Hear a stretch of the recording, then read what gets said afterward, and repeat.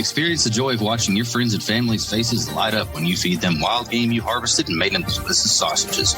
Or meet you barbecue and grill with the finest seasonings available. Visit our friends at waltons.com to find everything you need to turn wild game into tasty meat snacks or spice up your barbecue with new flavors and seasonings. With over 500 seasonings to choose from, there's something that everyone will love. They even have step-by-step videos and how-to articles at Meatgistics to help you go from animal to edible.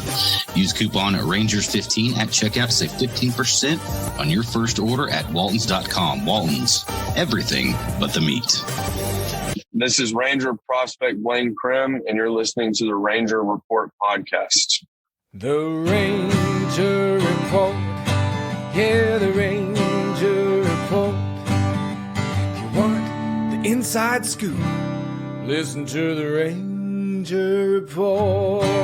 Oh, here we go.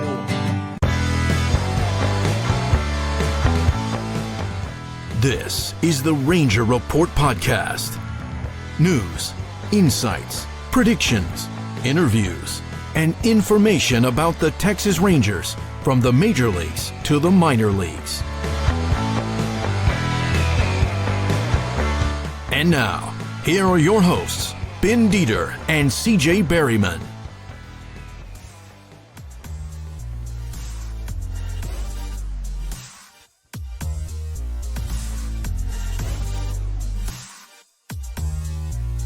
What's today been like, Em? Because we got Cole Reagans tonight starting pitching and Bubba playing left field. Yeah, it's been crazy. I mean, we had the Kumar Rocker press conference as well, the introduction, and so it's been a busy day at the ballpark. But yeah, exciting times. I think I saw the note where this is the first time 2 first-round picks by the same team have made their debut on the same day since, I think, Will Clark and somebody else for the Giants in '86. So yeah, it's a big day. Yeah, I don't think I was covering baseball in '86. I was in elementary school. I was 2 years old. You were 2 years old. Shut up, CJ. I wasn't 2, but I was close. Yeah, I think I'm around your age, Emily. So, and CJ's a young one. So, okay. All right. So, when you talk to young players like Smith, Reagans, Otto, what seems to be the hardest thing for them to adjust to the majors, or is it kind of different with everybody? I mean, I think it probably is different for everybody. It's just, I mean, the speed of the game. There's just nothing that can prepare you for it other than experiencing it. So everything's just, faster. Everybody's stronger. Everybody's more talented. So I think it's just, adjusting to that and then making adjustments after that. So it's just it's a constant game of tweaking. And so I think but what you hear guys say is a lot of times is, just kind of the speed and how everything moves so much quicker at the big league level. It's kind of hard to predict. Cole kicked ass. He missed 2 years with Tommy John, and he came back and kicked ass. But it's a different level. It's a different level going to the big leagues. So, kind of, what's your opinion on what do you think he's going to look like at time? Because it's really hard to try to figure out. Yeah, I don't think anybody knows, Cole included. I mean, I think it's a constant guessing game as far as who's gonna sink at this level and who's gonna swim. He absolutely has the tools and the talent and the arm and the repertoire. He's got it all. He's got it all there. It's just how quickly can he get comfortable on that big league mound and I guess kind of adjust to hitters and how they approach him and what works and what doesn't. So your guess is as good as mine, quite honestly. But they put him in a situation that they feel like he's ready for, and chips will fall where they fall tonight on the mound. Yeah, I kind of hope it works out like his first start in Round Rock. I got to cover that. I was down in Austin at the time and got to see that, and he was incredible there. So we're really rooting for him, not just because we've had him on the show, because he's such a nice guy. I know you've talked to him. Such a super nice guy. Yeah, absolutely. I think that's something this organization is really focused on, is trying to bring in high character guys. And, he's been through so much and had so much taken away from him. I'm certain there were times when, he was wondering if this was ever going to happen. And so I have a feeling, I haven't had a chance to talk to him since he's been up, but, that he's just grateful to be here in this situation, and hopefully he can make the most of it. Cause there's absolutely, places for him and others to take a stronghold on a spot in this rotation. All right, let's switch gears a little bit. I wanted to ask you, what's the trade deadline like for you? Because you get, you have relationships with all these guys. You're with them, lots, pretty much every day. You're talking to these guys. Is it as nerve wracking for you as it is for these guys? Yeah, I think so. And it depends on the year. I mean, last year was pretty nerve wracking because I was, super tight with Joey. Yeah. That was hard. To be honest, I didn't see Matt Bush coming. But that hurt. I'm thrilled. Yeah, but I'm thrilled for him for sure. Excited to watch and see what he can do in Milwaukee with a contender. And so it just kind of depends on the season. I was, wondering about Martin. Obviously, would he get traded? It's been such a joy to have him back this season. So yeah, it can be stressful. It just kind of depends on the season as far as my stress level is concerned.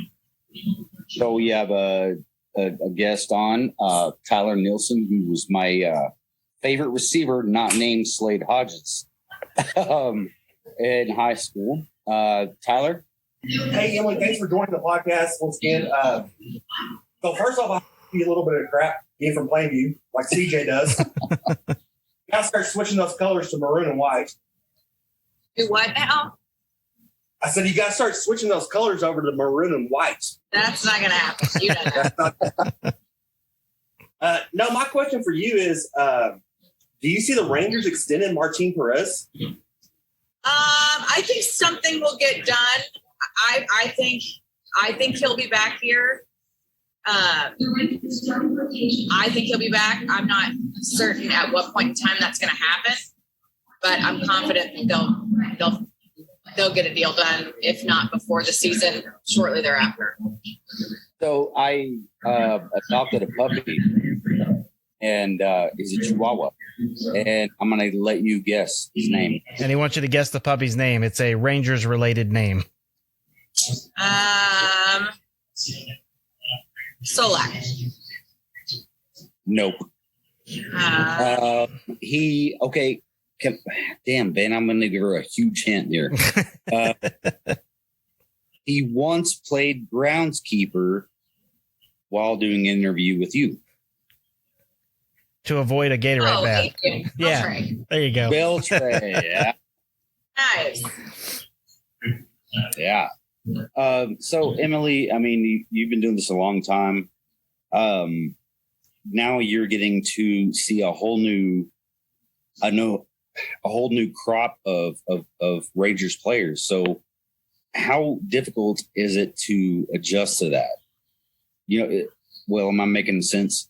Yeah. Well, it's it's just an ever evolving thing. I mean, I've done it long enough to where I kind of now am used to it, and know how to, kind of maneuver my way with new relationships and new players and new families and all that kind of stuff. So it's kind of something I've just gotten used to. The relationships that I've developed, the vast majority of them, I maintain those. And so, it does take time to build that trust and that comfort level with guys. And that's something you can't rush.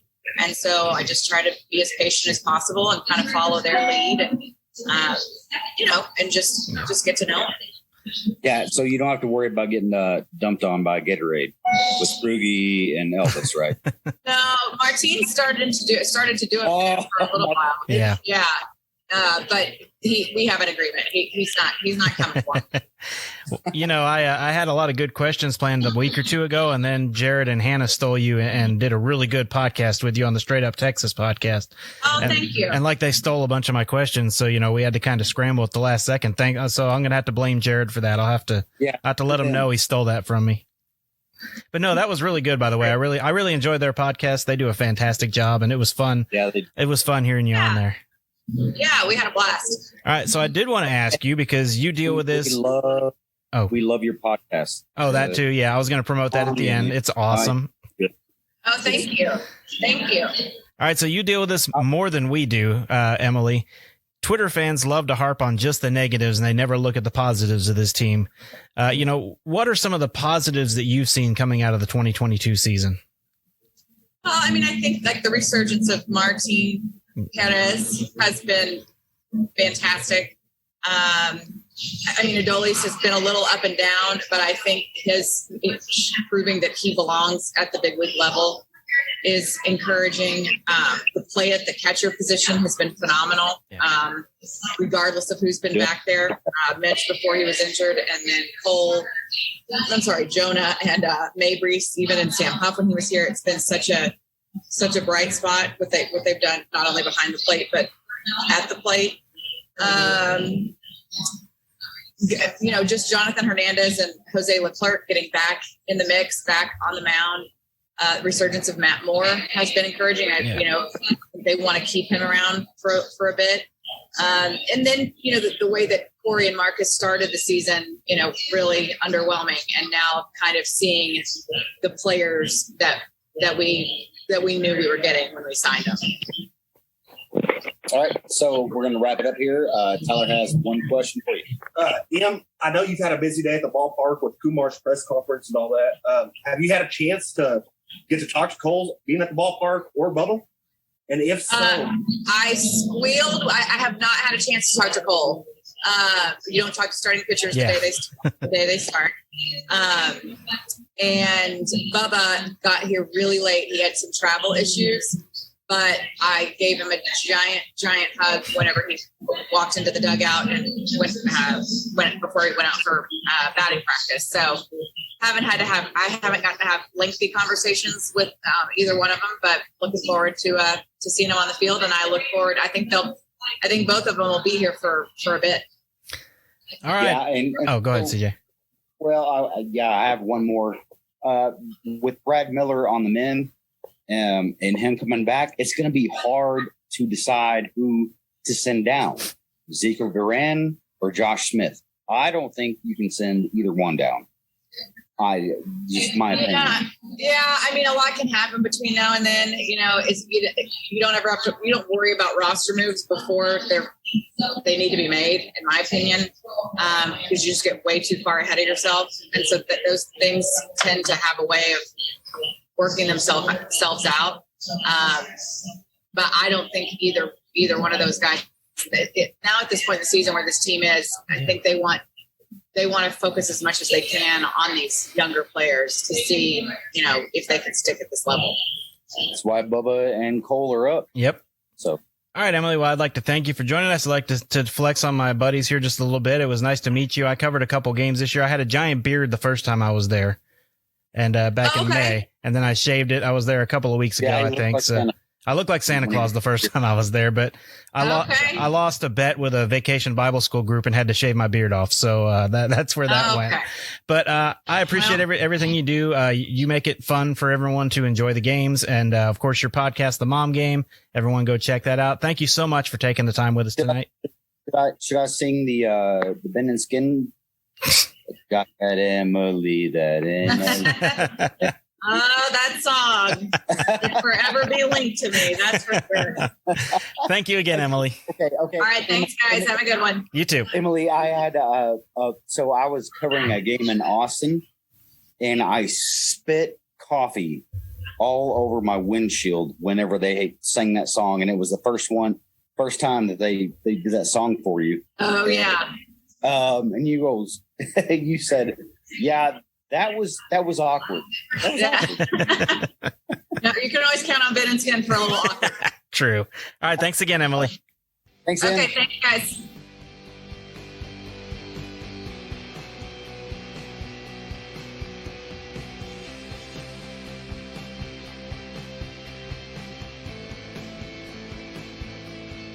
Welcome to the Ranger Report podcast.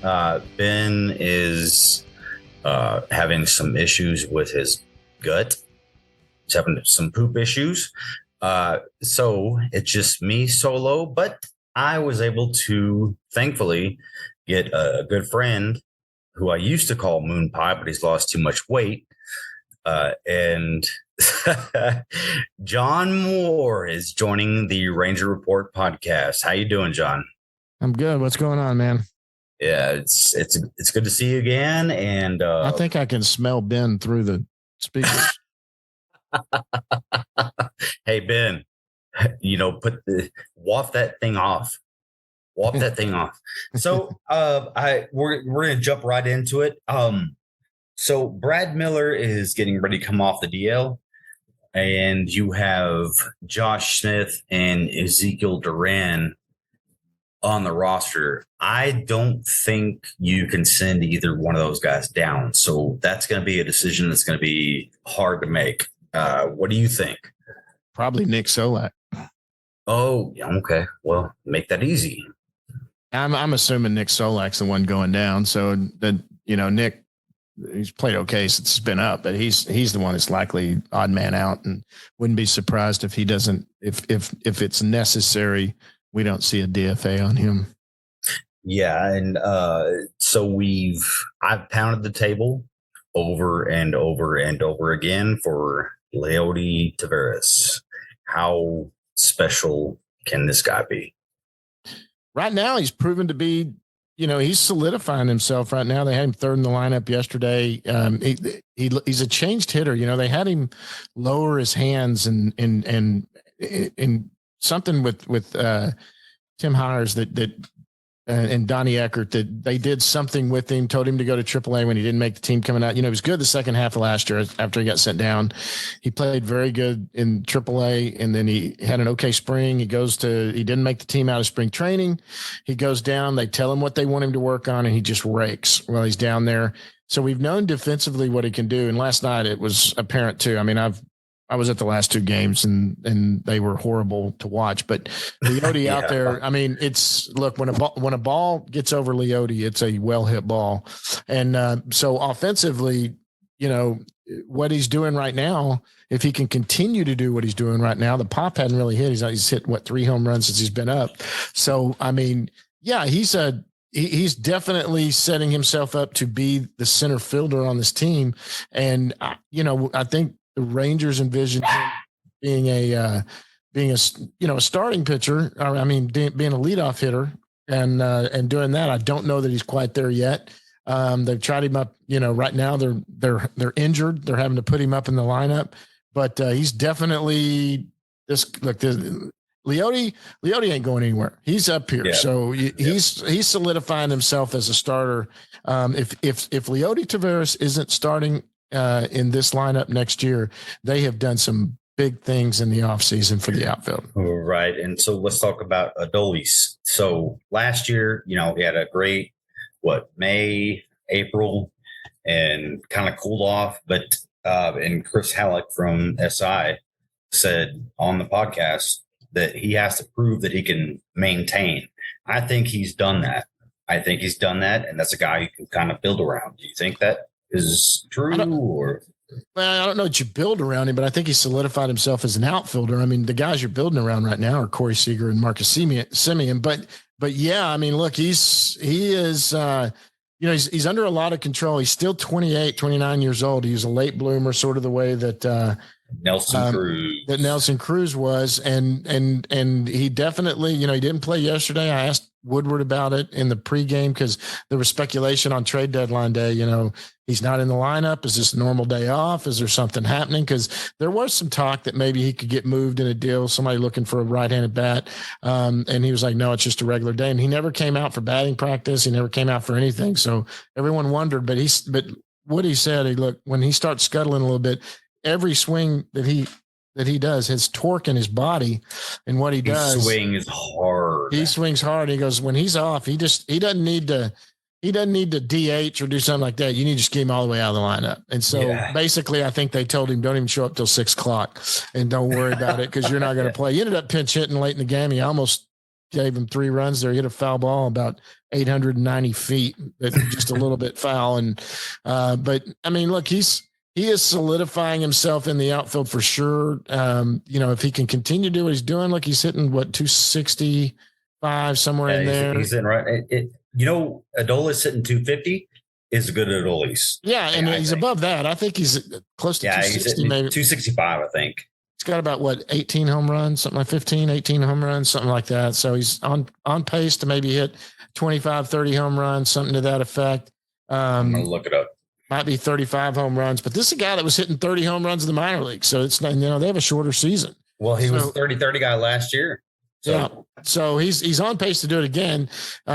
Still in bases. He can, every once in a while his head, he tries too hard to do he's too much. Right at 250. At 250. He's down to 250. So, Simeon and Seager are below him. They're both down at 248, 249. But so, yeah, look, he's a good player to have right now. He's probably on a winning team, but he's shouldn't be the core of your winning team. Right. There's better bats to get out there but you know what? I tell you, a bat that might be someone big to come up and help him this year would be Josh Young. And there's things I'm hearing. Yeah, I was about to ask you about that. I've kind of forgotten about Josh Young.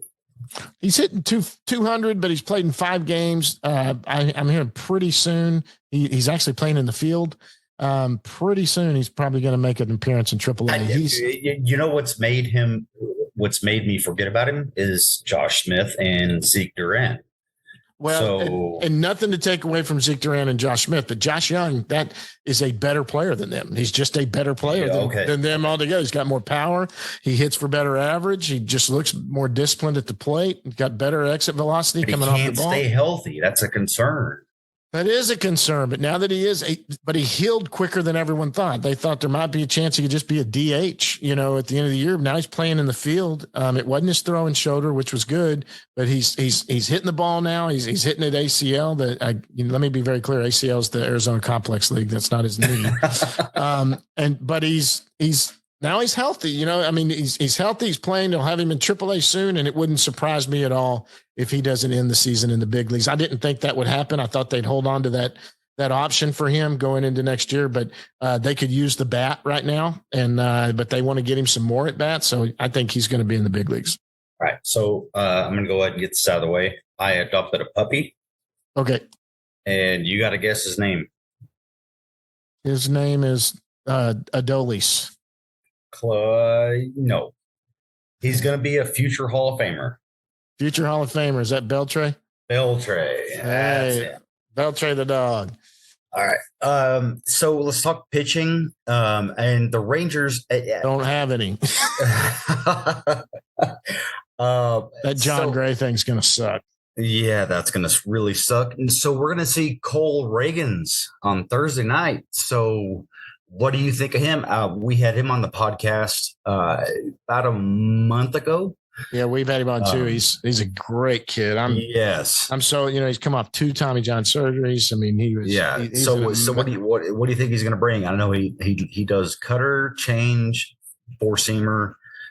I'm excited to watch kid pitch. People kind of forget about this. Look, Cole Reagans was a number 1 draft pick. He was drafted in the first round. That first year he came out, he went to Spokane that first year and was amazing. Mm-hmm. Did really well. And then he came out and started good that second year and then started feeling something like 2 starts into the season.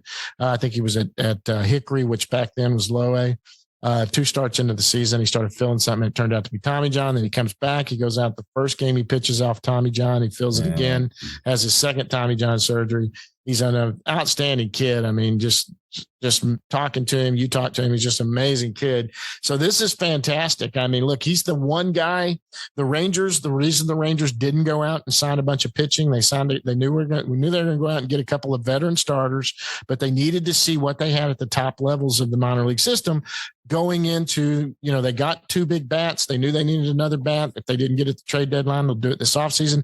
Pitching is a focus. I looked John Daniel in the eye and said, what about pitch? He said pitching will be a priority going into this offseason. They talked about the trade deadline yesterday, him and Chris Young. I asked him if any of the conversations that they had are carrying over. That's what happened with Lance Lynn. The Lance Lynn deal was, everybody thought he was going to get moved at the trade deadline. They started out, well, but on a conversation, that conversation carried over into the winter, and that's when they did the Dane Dunning deal, the Dane Dunning trade for Lance Lynn. I think the Rangers pitching staff as a whole. Well, okay. Let me go ahead and rephrase. So anytime a huge player like a Juan Soto gets mentioned being trade available, the Rangers are going to be a part of it because they have stocked the farm system. And you and I agreed, we've spent so much time and effort in stocking the farm system. Don't give it away like that. Well, if they had Juan Soto would be playing for the Texas Rangers if the Texas Rangers were in the second wild card spot right now. Right. Yeah. You and I agree. Like if it was next year, fine. Yeah, they would be right in on that. But they're it was a lot to give up for Juan Soto. I think the Rangers, from what I understand, made a very competitive bid, and they did it. And when the Nationals said no, the Rangers said okay, and that was fine. This is what we're willing to do. We're really in on this guy. We want to. Here's what we got. They said no. The haul they got was amazing. Padres are the right ones to do it, man. They're going for it all now. Let me tell you what, their farm system just dropped down in the bottom third because they lost everybody at the top. But they have, and the Rangers would have been that same boat if they would have traded for him. So people forget Rangers had a top farm system about 2008, 2009. Then they go into 10 and 11. They were able to go get Cliff Lee and not even use their top prospect because at the time Jurickson Profar was the top prospect. They used Justin Smoke to go get Cliff Lee, and so you've got the tools in the toolbox to go. What it is, it's money. You got money in the bank to go shopping. Well, and players are money. That's what I'm saying. That's the currency. And so when your farm system, look, there's a lot of guys that are going to jump in this system. Evan Carter probably hit their. Evan Carter is hot. Luis Angel Acuna is probably going to drop in. Luis on Hill. Yeah, we had him on the podcast last year. So Josh Smith drops out because now he's no longer eligible. Cole Reagans, depending on how many, Cole Reagans probably only got about 30 more innings left this season. So I don't know what they're going to do there. He's that's what I was going to ask you about is how many innings he's going to get. He's probably only going to go. I mean, look, he only had 80 last year. I think they got him at about 95. I saw that someone said he had 95 innings right now. They probably planned on him going about 120, 125 or somewhere in there. I mean, they might let him go 130 if he's still cruising. Well, and let's change it up. Kumar Rocker. So there's been people that have been telling me, yeah, you can put him in AAA. No, no. Where would you put Kumar Rocker? First of all, he's going to go to ACL first. He's going to go down there. He's going to go do their. Right. They have this damn.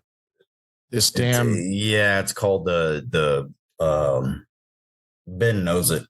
Yeah. The lab. Yeah, the lab. They go get in the lab and they do that. He's going to go in the lab. That's where they're going to do measurements, do all of that, work on that. He'll probably go pitch in he's only done 20 innings, 25 innings. Mm-hmm. He's healthy. So they want to get some more innings out of him. I'm imagining if he doesn't go to AA, I mean, he'll go to Hickory, I guess, but that's older. my guess. He's older than Leiter. I want him to go, and I wanted Leiter last year to go to high A, start at AA. I'll tell you right now, Kumar Rocker, if he is as the way he threw in Tri-City or whatever that place was called up there when he was in that independent league, if he throws like that in high A and AA, he's going to make the major leagues for Jack Leiter. Okay. All right, you heard it here first. I'm telling you that right now. I'm gonna let you have that one. So I think he is. Look, he was more well thought of coming out of college. He was the ace. Well, starting in 2022, he was the overall number one pick. He was it. Look, he was consensus number one all year long. He was the number one person in the draft all year long. At the end of the year, his velocity dropped from 98 to 99. He started hitting 92, 93. People thought something was wrong. He still pitched unbelievable all the way to the College World Series, even though velo was down. People thought he might be an injury, something there. He dropped to 10. They couldn't get him signed. And now he's throwing 98, 99 again. And the Rangers got him. I mean, geez. You got to. And I got to give credit. One person said, if I was the Rangers, I would take Kumar Rocker. And guess who it was? My partner. He said it. Wilson. He Jeff said Wilson. it. Yep. Said if it was me, I'd take Kumar. And so when talking to them, that was pretty interesting talking to them about that. So look, I really think that they had what's his name? Holiday was their top choice. Holiday, and I think Jones was on their board too. And I think if one of those two was there, that's probably who they were going to go with. After Holiday and Jones were gone, there was a bunch of guys that had great tools, but none of they each had a whole. Yeah, they weren't popping. Yeah, they weren't popping. And so when you're sitting there going, I really like Elijah Green. I really like Brooks Lee. I really like, Tamar Johnson. I really like him. But God, I've always loved Kumar Rocker.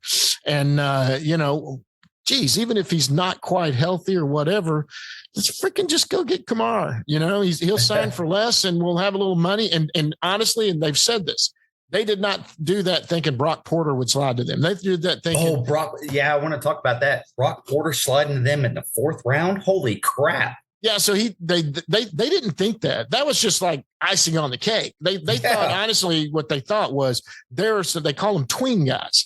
And Kip Fag said we had these guys that are called tween guys. And we told everybody, scout everybody like we have a 2nd and 3rd round pick. The reason is because some of these guys, for signability reasons or whatever, might slide to the 4th. And if we have any money, if we don't get Holiday or we don't get Jones and we have a little money, maybe one of these guys that slides, we might can get him, above slot and we can get a good player. With no intention whatsoever did they think Brock Porter was going to slide to him. They thought he was gone. I damn near shit my pants when they got him. Well, he started getting into a point where you started looking at it because he threatened to go to college. Well, he was going to college. He put a price out there that they said that a lot of teams couldn't take because it was going to be over where their slot was and they were going to have to go below. But the Rangers had and they still had 2nd and 3rd round picks and the Rangers didn't. And so they were like, I can get a good player at 2nd and 3rd round and I can't, pick somebody in the 2nd round and give away most of their money. So, so that's the way they were looking at it. And the Rangers were like, hey, we got $2.5 million that we got left from Kumar. You're 500. We got $3 million just sitting there right when we get to it that we can give you. What's it going to take? And they called him and said, what about this? They knew that. I think it was, who was it? It was 2 picks before him. Where it's one team they thought it might have had some money. They had some overslot guys or underslot guys. And I remember there's a video of Kip Fag in the room and they're watching whoever it was. They took a kid out of Texas Tech or something and you see them all high-fiving and slapping and going, oh my God, that means he's coming to us, because they knew the next team didn't have him. And then he slid and they took him and they were high-fiving and ready to go. It was pretty cool. Yeah, and so I'm pre-warning you, in 1 minute and 20 seconds, this thing's going to stop recording. All right, so we'll go ahead and I'll let you close it out by this is Chris Young's deal.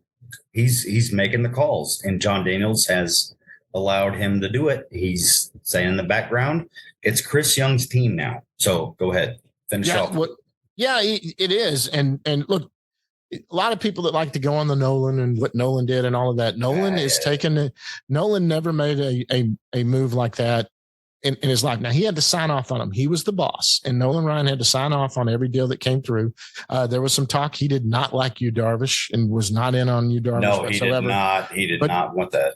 John Daniels signs off on all of Chris Young's deals. He's there, but he's also, he probably has a little more hands-on than Nolan, but he does kind of step back. This is Chris Young that's driving the bus and doing that stuff. So the Rangers are in good hands right now. This second half might be a little turbulent going in. It just means they'll get a better draft pick next year. But I tell you what, they're going to be big spenders this offseason. Thanks for listening to the Ranger Report podcast. Find us on Twitter, Facebook, and at therangerreport.com.